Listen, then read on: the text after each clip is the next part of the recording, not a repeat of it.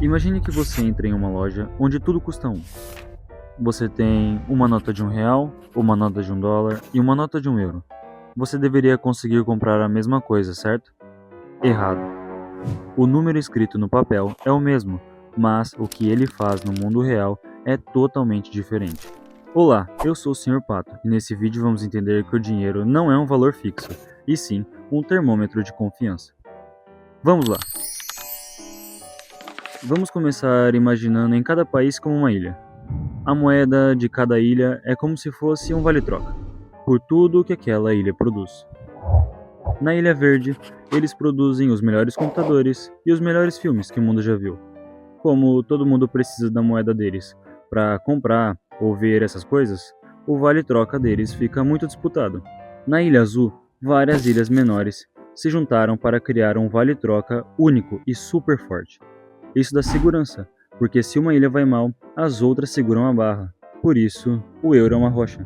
E a nossa ilha amarela, o Brasil? Bom, o real é uma moeda mais jovem. O valor dele depende de dois fatores: produção e estabilidade. Se a nossa ilha começa a imprimir vale-trocas demais, sem produzir mais cocos ou tecnologia, o vale perde o sentido.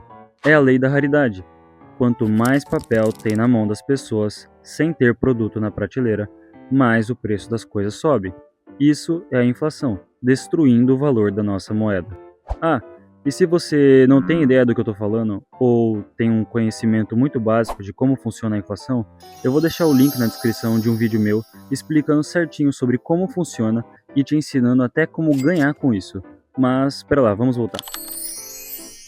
Sabe aquele número que você vê no jornal ou na internet sobre o quanto está cada moeda, ou aquela notícia: meu Deus, o dólar subiu 1% hoje?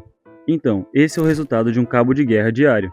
Se investidores acham que a nossa ilha é um lugar mais arriscado para guardar o dinheiro deles, eles trocam seus reais por dólares e vão embora. Mas, quando eles saem, o real sobra no mercado e ninguém quer. E é exatamente por isso que o preço cai. Por isso, para R$ 1 valer o mesmo que $1, nossa ilha precisaria ser tão produtiva e segura quanto a deles.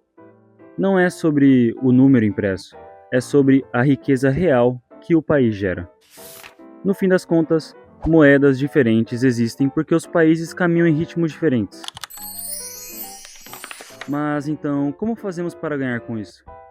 Bom, na verdade, muita gente tem essa dúvida, mas a resposta é basicamente simples. Primeiro, precisamos conhecer os meios e depois entendê-los bem, o suficiente para que cada compra ou cada investimento seja a decisão correta. Por exemplo, temos algumas maneiras de fazer isso. Entre elas, temos o mercado futuro, onde você não compra o dólar físico, mas negocia contratos que apostam na alta ou na baixa da moeda para uma data futura. Além disso, temos os ETFs.